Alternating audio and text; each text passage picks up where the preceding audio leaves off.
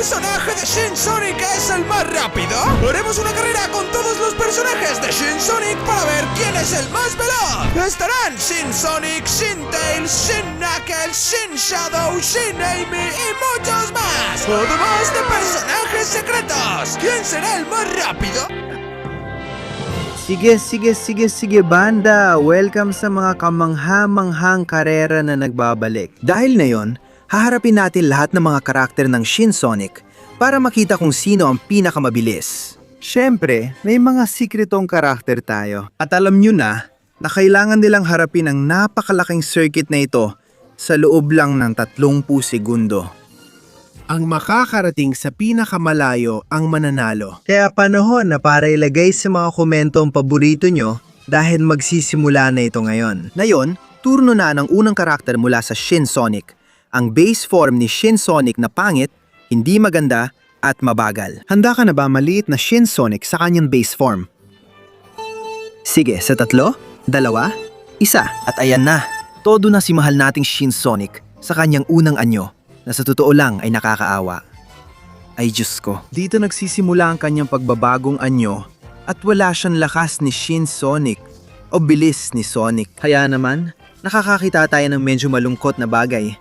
Isang Shin Sonic na sa tingin ko ay hindi talaga mapupunta sa mga unang pwesto. Dumating siya sa dilaw na tubo na siyang una sa mga tubo at patuloy siyang tumatakbo. Patuloy na nagsusumikap nang hindi tumitigil. Mukhang hindi siya makakalayo. Dahil halatang mabagal si pare ko, kaya sa kasamaang palad. Matatapos na ang oras ng unang Shin Sonic sa 3, 2, 1, tapos na. Kaya naman, nandito siya sa unang pwesto, kamangha-mangha. Kahit na ngayon, ay mauungusan na siya ng lahat. Oo nga mga kaibigan, oras na ni Shin Sonic sa kanyang evolve na anyo, magiging napakadelikado nito. Sige na Shin Sonic, ipakita mo sa lahat na isa kang evolved na anyo sa 3, 2, 1, at todo bigay na si Shin Sonic. Grabe, ito na talaga ang bilis. Sobrang bilis niya na nalampasan na niya kanyang naunang anyo at iniwan itong nakahandusay sa lupa. Nakakabilib ang bilis ni Shin Sonic. Ang galing ng ginagawa niya. Grabe talaga. Ayan na siya. Tumatalon at wow! Ang taas ng talon niya na nagpatlanded sa kanya sa platforma at tuloy pa rin siya sa kanyang karera. May napakabilis na turbo si Shin Sonic. Ganun talaga. Kahit na ngayon, medyo nahihirapan siya sa pababa. Pero maganda pa rin ang ginagawa niya. Sige lang Shin Sonic, huwag tang susuko. Tuloy lang sa pagtakbo. Patuloy mong ipakita na ikaw ang pinakamabilis sa mga kaibigan mo. Oo, magandang paggamit ng turbo para tapusin. Dahil matatapos ng oras niya sa 3, 3, 2, 1. ¡No tiempo! Ayan. Si Shin Sonic ay malinaw na nasa unang pwesto. At teka lang, susunod na ang pinakamatalik na kaibigan ni Shin Sonic, ang kamanghamanghang Shin Tails. Handa na si Shin Tails. Ipakita mo sa lahat ang bilis mo sa 3, 2, 1. At ayan, todo bigay si Shin Tails. Sa totoo lang, ang bilis talaga niyang gumalaw. Tamanghamanghang talon at mabilis siyang sumulong sa dilaw na tubo. Nalampasan pa si Shin Sonic sa simula. Pero sa totoo lang, mauungusan din siya ng lahat. Tuloy pa rin si Shin Tails. Pero wala siyang turbo tulad ni Sonic, kaya mas mabagal siya. Mabilis pa rin siyang tumakbo at sa tingin ko, malaki ang potensyal niya. Talunsiyan ang talon ng walang tigil. At ayon, tinuloy niya ang talon. Ang galing niya kahit hindi siya umabot. At ginamit niya ang mga buntot niya para lumipad. Kaya nananatili siya sa ere. Maglalanding siya ng maayos at tatalon diretso sa asul na tubo. Pero sa tingin ko nauubos na ang oras niya. Kaya bilisan mo Shin, Tails. Magmadali ka hanggat kaya mo. Dahil matatapos na ang oras mo sa 3, 2, 1, tapos na. Kaya ayan, si Shin Tails ay pumapanggalawa. Ang galing na ipinakita niya. Ngayon ay lilipat tayo sa isa pang matalik na kaibigan ni Shin Sonic. Ang kahangahangang si Shin Knuckles. Handa na ang lahat, Shin Knuckles. Sige na, ipakita mo ang bilis mo sa 3, 2, 1. At oras na para kay Shin Knuckles, na sa totoo lang ay mabilis din gumalaw. Nakakabilib kung paano niya ginagawa yon. Patuloy siyang sumusulong sa dilaw na tubo. Nalampasan ang base form ni Shin Sonic at papasok na sa podium, malinaw. Ayan na isa pang mahusay na kasama ni Shin Sonic. Magaling siyang gumalaw, napakabilis niya, At kapag tinamaan kanya ng suntok, diretso ka kay San Pedro. Tingnan natin kung paano pa siya magpapatuloy. Dahil tumatalon siya at naglagay ng isa pang kamanghamanghang talon na nagbag sa karera. Grabe. Nakakabilib si Knuckles na ngayon ay muling tumalon at pumasok sa asul na tubo. Nagmadali siya ng todo at teka lang, nalampasan pa niya si Shin Tails. Nakakabilib ang mahal nating Shin Knuckles na pumwesto sa ikalawang pwesto. Hinahabol niya si Sonic pero natapos na ang oras niya sa 3. 2, 1, tapos na. Kaya narito ang kamangha-mangha at makapangyarihang Shin Knuckles na pumwesto sa ikalawang pwesto. At mag-ingat dahil susunod na ang nobya ni Shin Sonic, si Shin Amy. Tingnan natin kung gaano kabilis ang nag-iisang babae sa Shin Sonic sa 3, 2, 1 oras na para kay Shin Amy. Grabe, maganda ang simula niya. Alos kapareho ng bilis ni Sonic ito na talagang nakakabaliw. Nag-iwan siya ng kulay rosas na bakas sa likod dahil sa bilis niya at siguradong magugulat tayong lahat sa lundag na ito. Ayan na si Amy at wow! Napakatinding lundag na talagang ikinagulat nating lahat. Ayos ang takbo niya, narating na niya ang asul na parte at mag-ingat dahil malalampasan niya sina Tails at Knuckles. Sa podium na siya, lalampasan na niya si Tails at malapit na ring malampasan si Knuckles. Patuloy siyang tumatakbo nang hindi humihinto. Naiwan na niya si Knuckles, Diyos ko. Nagsisimula na siyang tumakbo ng pinakamabilis. Walang makakatalo sa kanya. Anong bilis ito?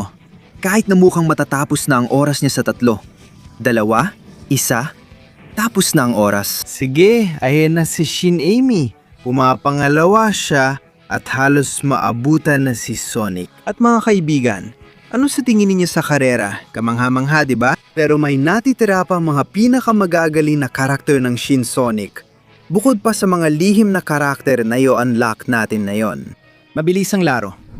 May 20 segundo ka lang para i-like ang video, mag-subscribe at i-activate ang kampanita para ma-unlock ang lihim na karakter. Bukod pa dyan, kung ilalagay mo sa mga komento ang iyong tanong, paboritong karakter o kung sino ang mananalo sa karerang ito, makukuha mo ang kanilang buong bilis. Kaya kung ako sa'yo, magmadali ka na. Nauubos na ang oras natin, di ba? Sige banda. Naging maayos naman kayo. Aminin ko yan. Kaya ngayon na ang oras para i-unlock ang mga lihim na karakter. At ang unang lihim na karakter ni Shin Sonic ay Diyos ko, si Shin Sonic na isinumpa, isa sa pinakamapanganib at pinakamakapangyarihan. Ang susunod na karakter na lihim ay ang alamat na gintong Shin Sonic. Isa lang ang makikita sa bawat 1,000,000. At ang huling lihim na karakter ay ma-unlock sa dulo ng video. Kaya huwag kayong aalis. Dahil ngayon, si Shin Shadow naman ang susunod. Ang malaking kariban ni Shin Sonic. Tingnan natin kung ano ang kaya niyang gawin sa 3, 2, 1. At todo bigay na si Shin Shadow. Grabe, ang bilis niya. Tunay na kamangha-mangha. Masasabi ko pa nga na mas mabilis pa siya kaysa kay Shin Sonic. Kaya mag-ingat kayo dyan. Dahil nalampasan niya ang gray na tubo at bumitaw. Nakakamanghang paglapag ni Shin Shadow at tumalon ulit. Grabe ang bilis niya. Nalampasan na niya si Shin Tails. At hindi lang yon, patuloy pa rin siyang tumatakbo ng mabilis at nalampasan si Shin Knuckles. At teka, may tinatago rin pala siyang turbo. Ano?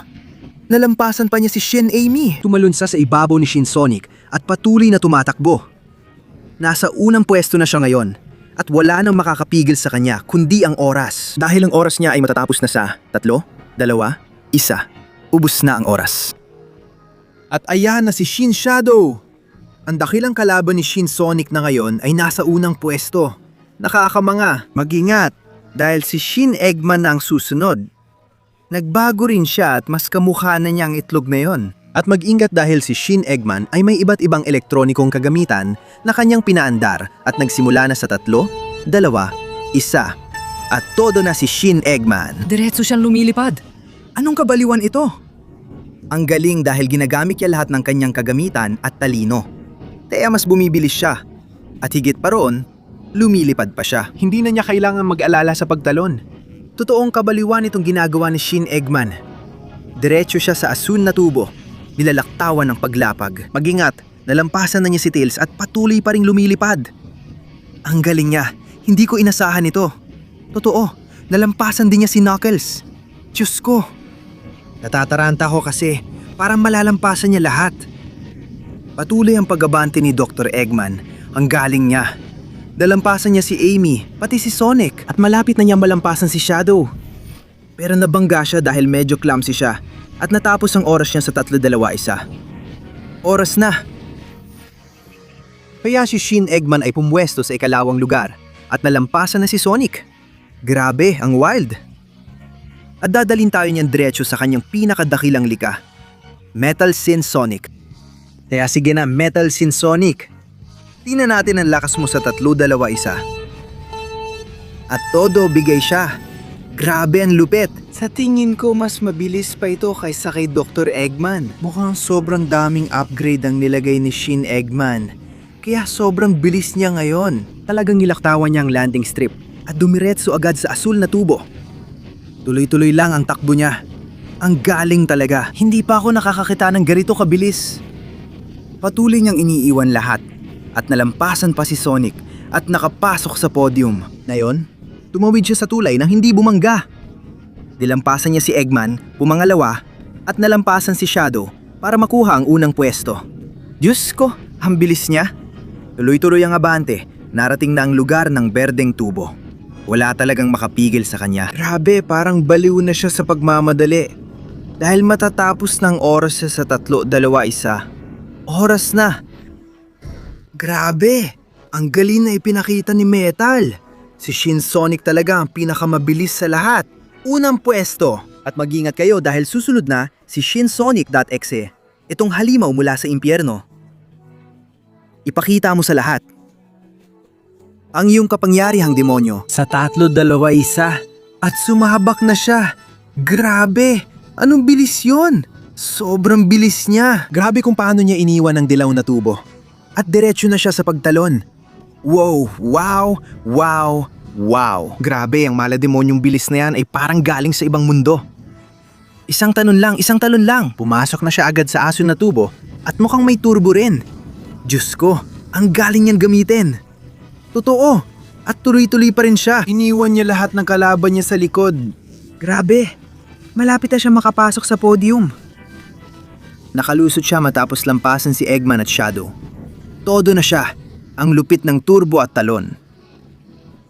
Tuloy-tuloy pa rin, pero kailangan niyang magmadali dahil naubos na ang oras ni ShinSonic.exe. Sa 3-2-1 oras na. Kaya ayan na, napakagandang performance ni ShinSonic.exe na pumwesto sa pangalawang lugar. At ngayon mag-ingat dahil narito na ang mga alternatibo. Oras na ni Spider-Man na walang Spider-Man. Tingnan natin kung ano ang kayang gawin ni Shin Spider-Man sa 3-2-1. At nagsimula na siyang tumakbo at gumamit ng kanyang mga sapot. Ayos! Si Shin Spider-Man ay dumadaan at nagbabalance gamit ang sapot sa ilalim ng mga tubo. Isang matalinong estratehiya. Sa ganitong paraan, mabilis talaga siyang umuusad. Pero kung magiging tapat ako, hindi ko alam kung hanggang saan siya makakarating. Sa tingin ko, hindi siya kasing bilis ng ibang mga karakter sa Shin Sonic. Pero patuloy pa rin siyang nagbabalanse at nagpapalipat-lipat. Nagmadali siya hanggat kaya, pero papasok na sa delikadong bahagi. Unang beses natin makakita ng tao na dumadaan sa ilalim ng circuit. Nagmamadali siya dahil kaunti na lang ang oras. Si Shin Spider-Man ay tuloy-tuloy pa rin nagpapalipat-lipat gamit ang iyong mga sapot. Dahil matatapos ng oras mo sa 3, 2, 1, oras na. Nagtapos siya sa ika-4 na pwesto. Konti na lang sana at podium finish na, pero hindi niya nakuha. At Mamma Mia, mag-ingat dahil susunod na si Shin Mario. Ano kaya ang magagawa nito? Sige, Shin Mario. Sa 3, 2, 1 at tumakbo na siya. Sa totoo lang, hindi naman siya ganoon kasama. Nakakita na ako ng mas mabagal pa sa kanya. Pero syempre, wala siyang bilis ni Sonic. Ganon talaga, mukhang hindi pa rin susuko si Shin Mario. Baka sinabi sa kanya na may pizza kapag nanalo siya, kaya todo effort siya. Tingnan natin kung ano ang kaya niya. Mamma Mia! Grabe ang talon ni Shin Mario. At syempre, grabe rin ang landing. Ang lupit! Nagseryoso na siya, mukhang totoo nga ang tungkol sa pizza. Takbo na, Shin Mario! Nilampasan mo na si Shin Tails.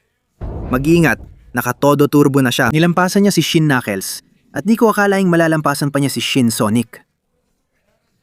Dahil matatapos na ang oras ni Shin Mario sa 3, 2, 1 tapos na ang oras ni Shin Mario. Kaya ayan na siya. Halos nahabon na niya si Sonic pero mas mabagal pa rin siya kaysa dito. At mag-ingat? Mag-ingat dahil paparating na ang pagbabagong anyo ni Shin Sonic kapag nahanap niya ang mga Esmeralda ng kaguluhan. Super Shin Sonic! Ayan na si Super Shin Sonic! Pinalalayan niya ang kanyang kapangyarihan at naghahanda sa 3, 2, 1 at sumugod na siya. Grabe, ang bilis niyang tumakbo. Kitang-kita na itong pagbabagong anyo ni Shin Sonic. At mag-ingat dahil lilipad na siya. Grabe, sobrang nakakabaliw ang bilis niya. Itong kapangyarihan ni Super Shin Sonic ay talagang nakakabaliw.